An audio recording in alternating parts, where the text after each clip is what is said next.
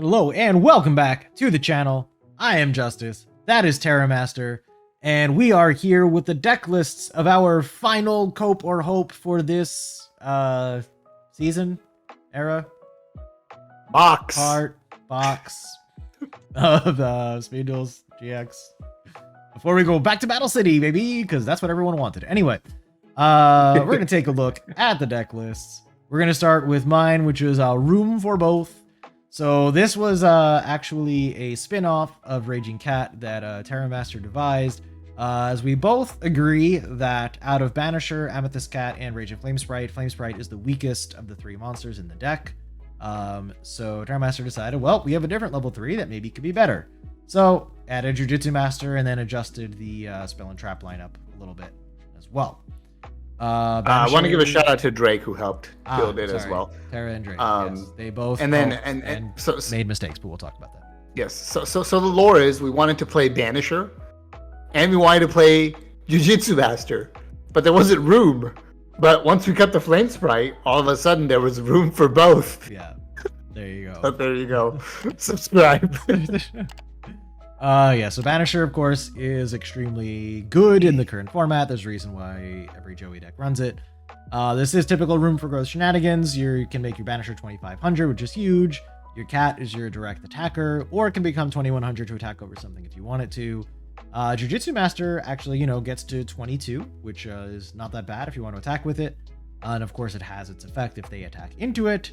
You have Book of Moon to actually facilitate your opponents attacking into it, because like if you attack with Jujutsu Master, they attack Jujutsu Master, you can actually book your own Jujutsu Master to bounce, to spin their monster to the top of the deck. So like, cool, that's a play you can do. You have Shrink to make sure you are getting over things or saving your own monsters when needed. Wabaku is of course a staple in this type of deck. You want your monsters to live. This makes sure that they live. Also works with Jujutsu Master very well. Jujutsu Master. Zero Grab is just a generally good card right now in this format. Also helps you play around things like Wall Disruption. So just generally good. It is also a Raigeki against Cloudians, so like not very relevant, but still funny. And Zoma is Zoma. It's pretty good. Yep. That was a pretty good card. You want to talk about the What's that? Your deck doesn't care to play Jinzo? Okay, play Zoma. Yep. All right, you want to talk about the side deck? Yeah, sure. 2 DD Crow is for if you need extra graveyard haste. So if your opponent's playing like TP vampires and they're like annoyingly taking the card out of your hand the first turn and you don't want that or something, right? You got a hand trap. It works, cool. Dust Tornado is just generally really good for if you can see this deck, the main deck, there's 0 back row hate. So if your opponent's traps are what's annoying you, then slide in some dust. Or Blaze Excel if anybody's actually still on that thing. No, not Blaze Excel. That's fake. It doesn't exist. Okay. Widespread Ruin. If your opponent is not Joey for some reason, slide this in. Yeah. Yep. Easy. There you go. It's that easy. Yep. So now you may be asking, so is this actually the better version of Raging Cat, where we'd be playing Flame Sprites, the background might be changing a little bit?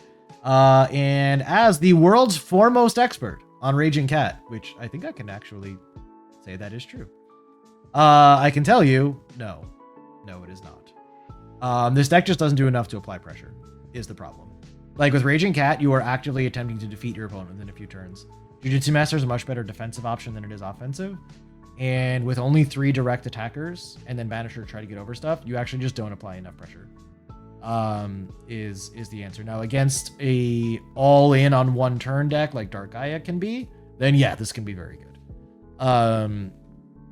But yeah, overall, I liked the idea behind it. When Terra gave me the list, I was excited to try it out.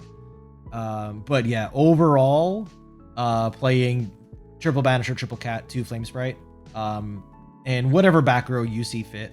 I would trade out the books for Floodgates in that build, because again, you are just trying to prevent your opponent from getting to your monsters. So like the book specifically has synergy in this build with a Jujutsu Master, which is neat. But if you're not playing Jujutsu Master, then Floodgate's probably just better than book. The only caveat to that I would say is if like there's Jinzo running around everywhere in your own personal meta, I guess, then maybe you want to consider book. But generally speaking, Floodgate will be better in Raging Cat. And yeah, play around Joey a bit. So the shrinks are cool to help you with Joey. Say you tried with Hack into Banisher, you can shrink, or deal with their shrinks, whatever. But yeah, overall, if you're gonna play a deck like this, Raging Cat is better, but this still has some funny things that it can do a little bit differently. So it was neat. Yep. This also has some better matchups. So there's, like you mentioned, the Dark Gaia thing, the all-in decks.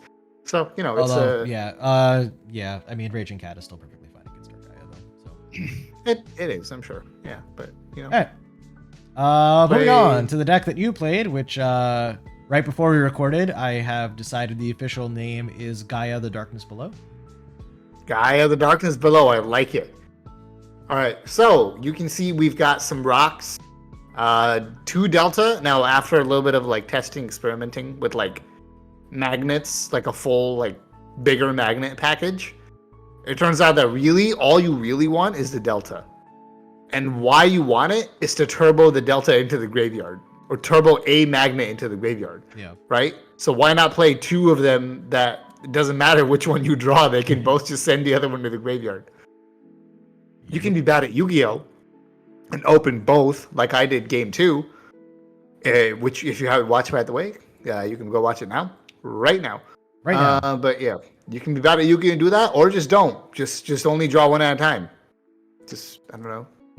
Like a good player. Yeah, exactly. Then we have some good, the best rocks we have available. We have a couple Grand Mark and a Jujutsu Master. Then we have Malicious Edge, because why not? Thematic. And it's also a decent 1 tribute thing, right? A lot of the thing here, and this is something that Ursus kind of got me onto when he was testing his Dark Gaia Turbo. Well, sometimes if your Dark Gaia gets floodgated, you can just tribute over that. And then your second monster is actually a lot more likely to stick on the field and get its effect off and get an attack off. Right. So tributing that Dark Gaia off for Malicious Edge or Grand Marg can sometimes be really good. Obviously, they can just be used from your hand for Dark Calling as well. So there's that. And then you play 4 Vanilla Fiends. Why? Because your skill is into the Darkness Below, where they're all basically Upstart Goblin. So you're just playing 4 Upstart Goblin, which also counts as a piece for your Dark Calling. So, seems pretty good. Yeah, there's a 3 Dark Calling.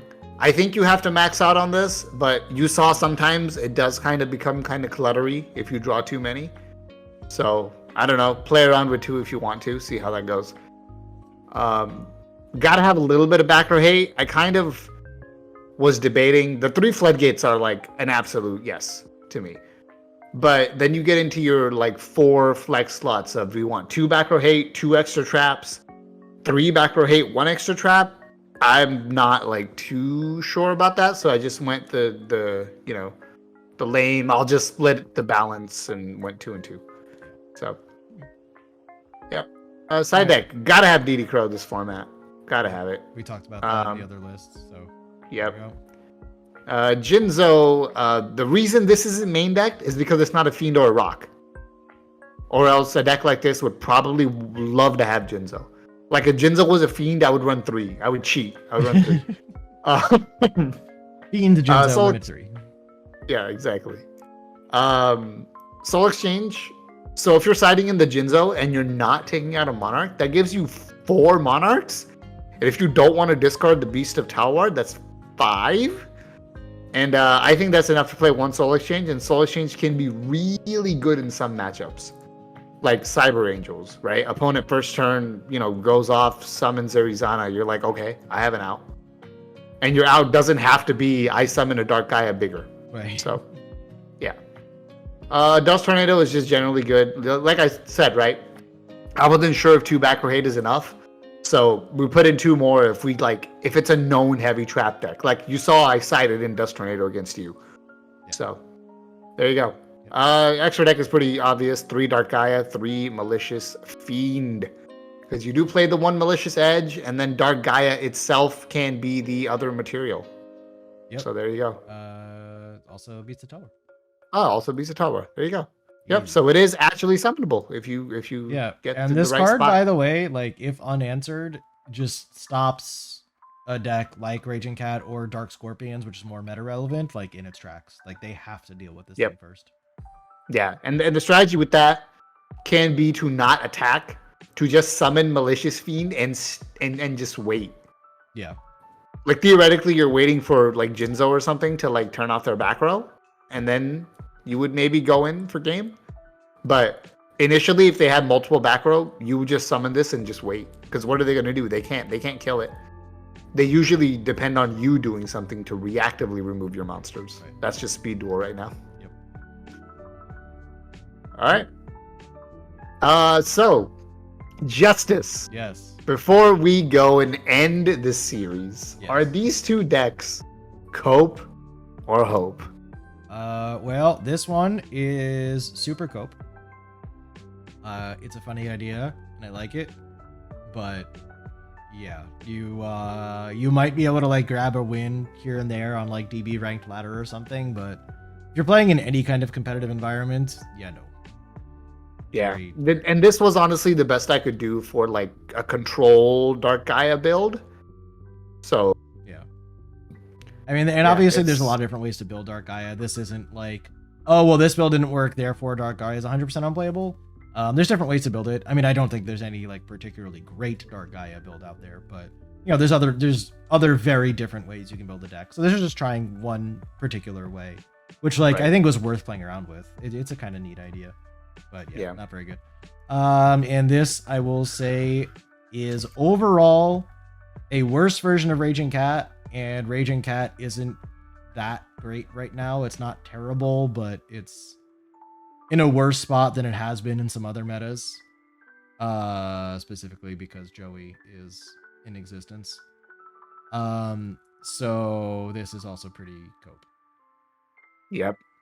It is unfortunate, but it is the reality.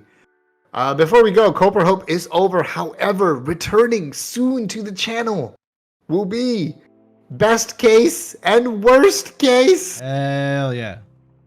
We're taking it to the streets. Taking it to the streets, baby. All right, that's all I got. Yep, me too.